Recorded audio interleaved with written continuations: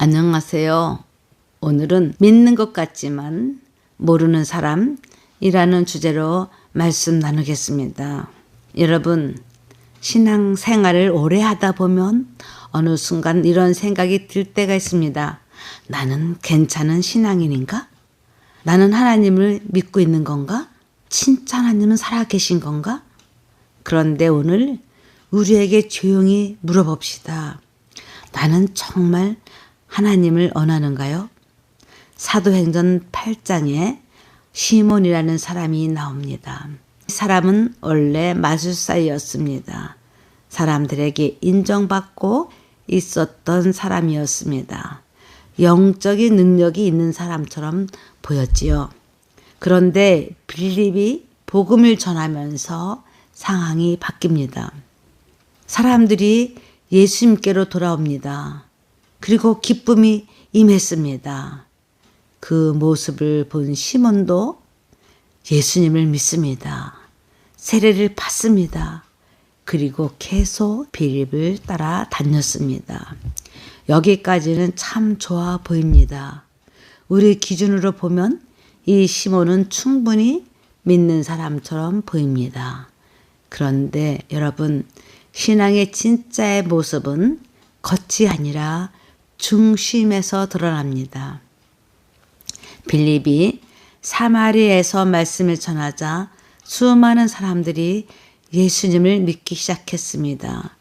사도들이 와서 안수할 때 성령님이 임했습니다. 그 순간 시몬의 마음이 드러납니다. 그가 이렇게 말합니다. 그 능력을 나에게도 주십시오. 내가 돈을 드리겠습니다. 말은 실수가 아닙니다. 이건 그 사람의 중심이 어디에 있는지를 보여주는 말입니다. 시몬은 마술을 행하여 사마리아 사람들 놀라게 했고 스스로 큰 자라고 생각했던 사람입니다. 사마리아에서 낮은 사람부터 높은 자까지 다 시몬을 따랐다고 했습니다. 사람들은 시몬의 마술을 하나님의 능력이라고 하며 놀라워했습니다. 그런데 빌립이 와서 하나님 나라와 예수님을 전하자 귀신들이 떠나가고 병자가 고쳐집니다. 시몬을 따르던 사람들이 예수님을 믿고 세례를 받기 시작했습니다. 시몬도 빌립의 전적으로 따라 예수님을 믿고 세례를 받았습니다. 그리고 베드로와 요한이 와서 사마리아 사람들을 위해 기도하니 사람들이 성령을 받기 시작합니다. 시몬은 놀랐습니다. 사도들이 기도하자 사람들이 성령을 받는 것입니다. 그리고 권능도 나타납니다. 시몬이 말을 합니다. 베드로 선생님이요, 내게도 당신의 그런 권능을 주어 내가 안 사람들이 성령을 받게 해주십시오. 그리고는 베드로에게 돈을 드렸습니다. 이게 무슨 말입니까? 시몬은 하나님을 원한 것이 아니라 능력을 원했습니다. 하나님 자체가 아니라 하나님을 통해 얻을 수 있는 것을 얻고 싶어 했습니다.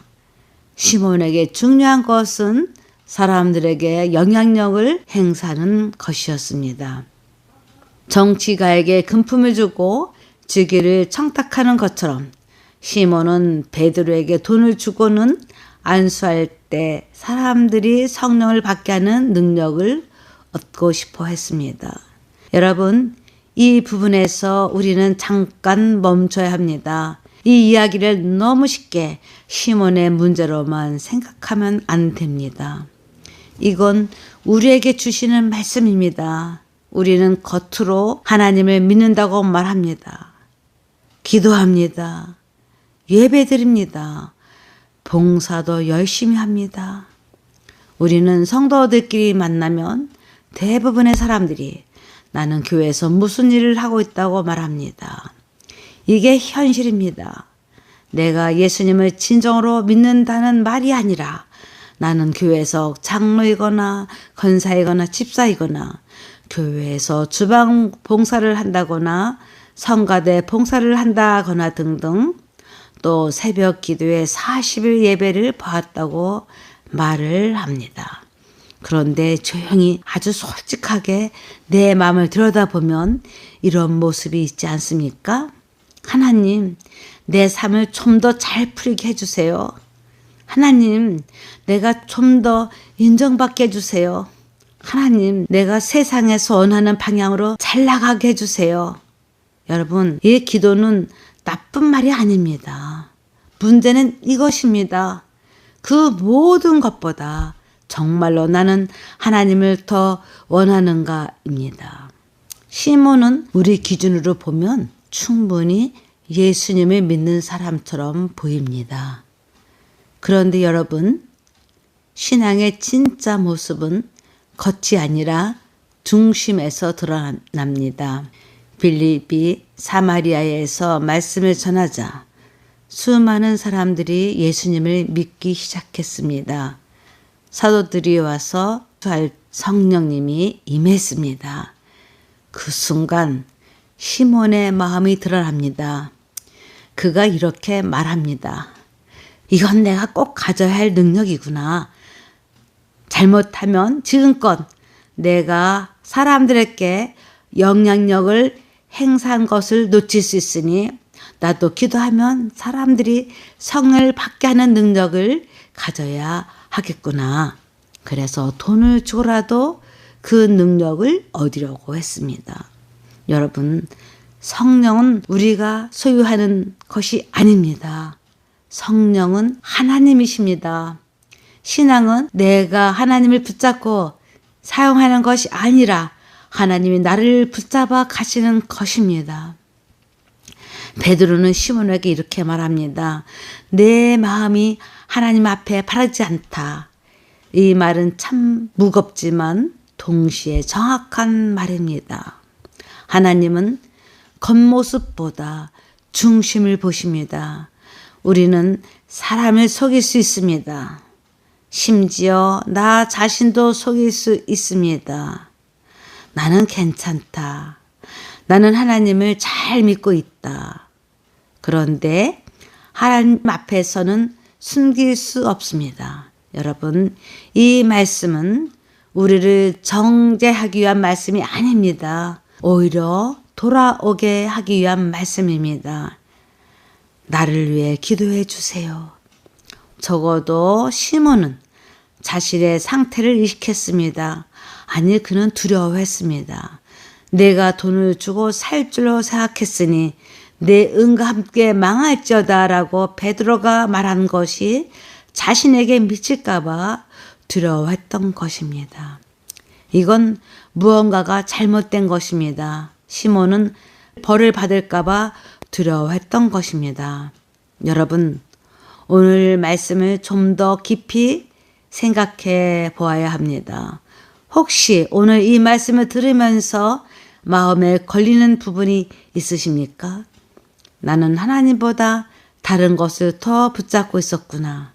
이런 생각이 든다면 그건 잘못된 것이 아니라 은혜의 시작입니다. 회개는 대단한 사람이 하는 것이 아닙니다. 정직한 사람이 하는 것입니다. 하나님 앞에서 있는 그대로 인정하는 것입니다. 하나님, 나는 주님보다 다른 것을 더 원했습니다. 하나님, 주님을 사랑한다고 말했지만 사실은 나 자신을 더 사랑했습니다. 이 고백이 시작될 때 신앙은 다시 살아납니다. 여러분, 신앙은 결과를 얻는 길이 아닙니다. 신앙은 하나님을 얻는 길입니다. 하나님이 계시면 다른 것이 없어도 살 수 있지만 하나님이 없으면 모든 것을 가져도 결국 공허합니다. 오늘 이 시간 조용히 우리의 마음을 하나님 앞에 내려놓길 원합니다. 억지로 감정을 만들 필요는 없습니다. 그냥 정직하게 서면 됩니다. 하나님, 내 중심을 하나님께로 돌이켜 주십시오. 주님이 목적이 되는 신앙으로 나를 세워 주십시오. 여러분, 하나님은 돌아오는 사람을 거절하지 않으십니다. 오늘 하나님을 다시 선택하는 그 조용한 결단이 우리 안에 있기를 원합니다. 다 같이 기도하겠습니다. 살아계신 하나님, 시몬의 이야기가 남의 이야기인 줄 알았는데 시몬의 이야기가 내 이야기인 걸 알게 하시니 감사합니다. 예수님, 나를 불쌍히 여기시옵소서. 내가 세상 욕심에 빠져 하나님의 본래 뜻을 잘못 생각하고 저 자신만을 높이려 했던 마음을 이 시간 산산이 부서지도록 성령님이 역사하시옵소서. 우리를 온전히 하나님의 사람으로 변화시켜 주십시오. 주변에 있는 사마리아 사람도 사랑하게 하시고 마땅하다는 생각에서 벗어나 하나님의 마음으로 생각하도록 변화시켜 주시길 예수님의 이름으로 기도드립니다. 아멘.